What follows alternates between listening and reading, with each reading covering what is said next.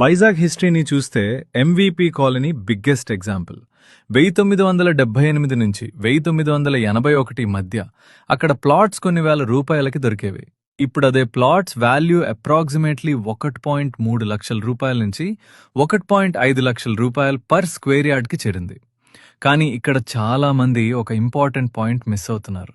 ఇప్పుడు భోగాపురం గ్రోత్ అంటే ఎయిర్పోర్ట్ ఒకటే కాదు. ఎయిర్పోర్ట్ అనేది ఒక పార్ట్ మాత్రమే. నార్త్ ఆంధ్ర మొత్తం డెవలప్ అవుతున్న బిగ్గర్ గ్రోత్ స్టోరీలో భోగాపురం కీ లొకేషన్గా మారుతుంది. ఒకసారి ఆలోచించండి, కోస్టల్ క్యారిడార్ వస్తుంది, కనెక్టివిటీ ఇంప్రూవ్ అవుతుంది, ఐటీ మరియు సాఫ్ట్వేర్ కంపెనీస్ ఈ సైడ్ ఎక్స్పాండ్ అవుతున్నాయి, లార్జ్ డేటా సెంటర్స్, ఇన్వెస్ట్మెంట్స్ వస్తున్నాయి, కొత్త ఎంప్లాయ్మెంట్ ఈకోసిస్టమ్ క్రియేట్ అవుతుంది, 5 స్టార్ హోటల్స్, టూరిజం ఇన్ఫ్రాస్ట్రక్చర్ కూడా డెవలప్ అవుతున్నాయి ఫ్యూచర్ డిమాండ్ని సపోర్ట్ చేయడానికి.